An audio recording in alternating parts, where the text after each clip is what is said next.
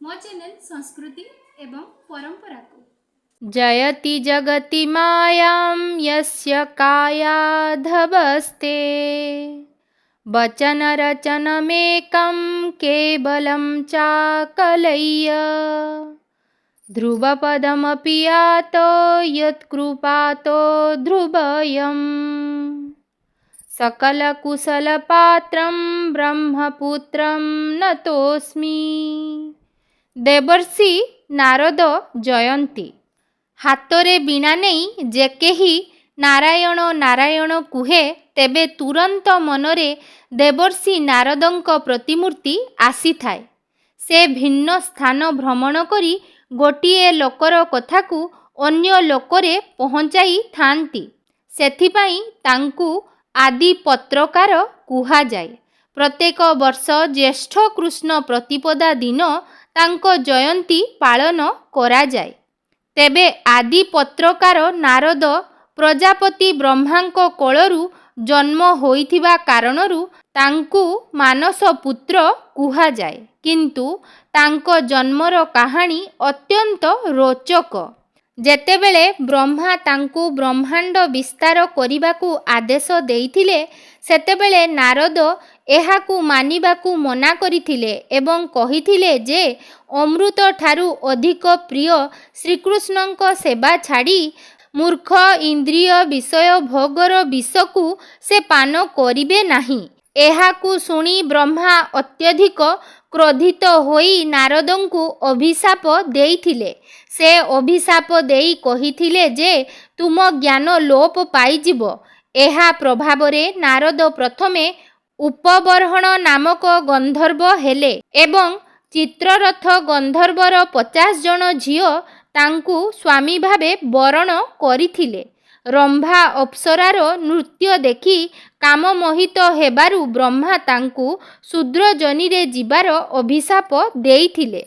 उपबर्हण तुरंत जोगक्रियारु शरीर छाड़िले एवं परे द्रुमिल गोपालर पत्नी कलावतीर पुओ भावे जन्म होई दासीपुत्र हेले।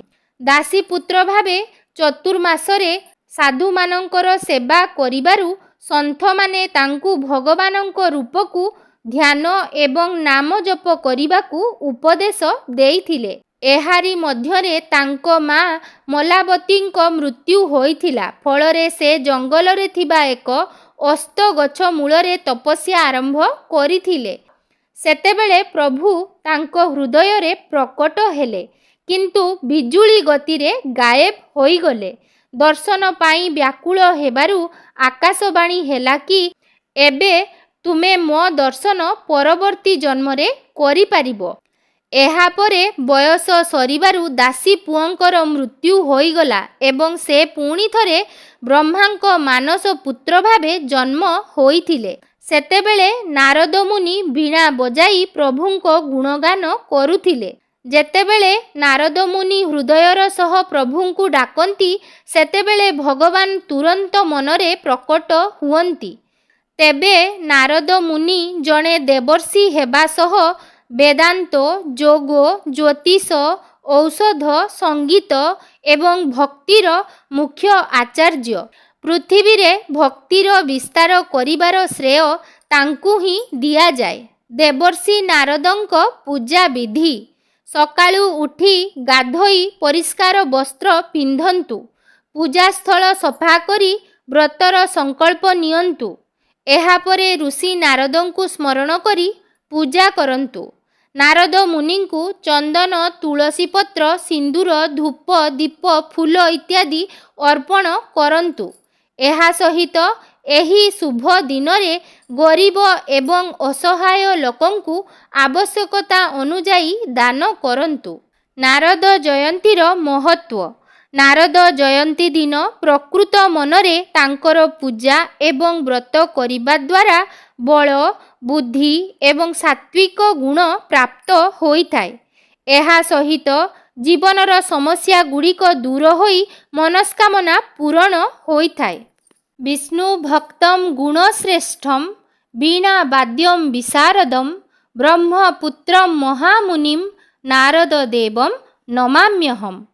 ତେବେ ପବିତ୍ର ଜ୍ୟେଷ୍ଠ କୃଷ୍ଣ ପ୍ରତିପଦା ବା ଶ୍ରୀମନ୍ନାରାୟଣ ଭଗବାନଙ୍କର ଶ୍ରେଷ୍ଠ ଭକ୍ତ ଦେବର୍ଷି ନାରଦଙ୍କ ଜନ୍ମ ଜୟନ୍ତୀର ପାବନ ଅବସରରେ ନାରଦ ମୁନିଙ୍କର ଆରାଧ୍ୟ ଶ୍ରୀହରି ବିଷ୍ଣୁ ଭଗବାନଙ୍କର ଅପୂର୍ବ ମନୋହର ବେଶ ଶୃଙ୍ଗାରର ଦର୍ଶନ ଏବଂ ଦିବ୍ୟ ଦୁର୍ଲଭ ଆଳତୀର ଦର୍ଶନ ଆମେମାନେ ମଧ୍ୟ ଆଗକୁ ଭିଡ଼ିଓ ମାଧ୍ୟମରେ କରିନେବା। ଚାଲନ୍ତୁ। ନାରାୟଣ ନାରାୟଣ।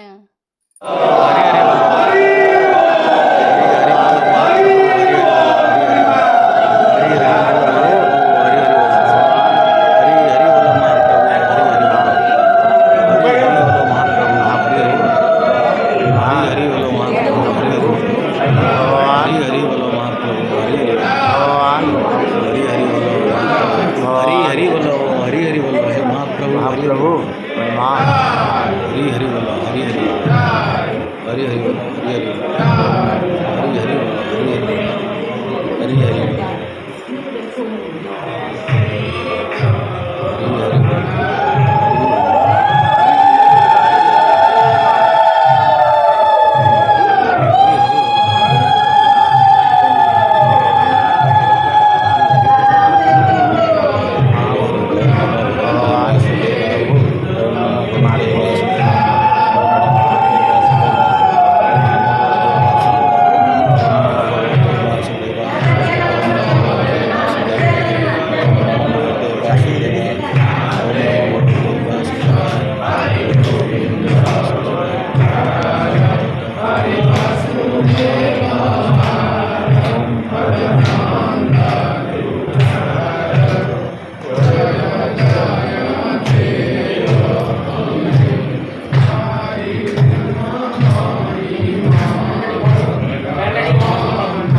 खाना बंद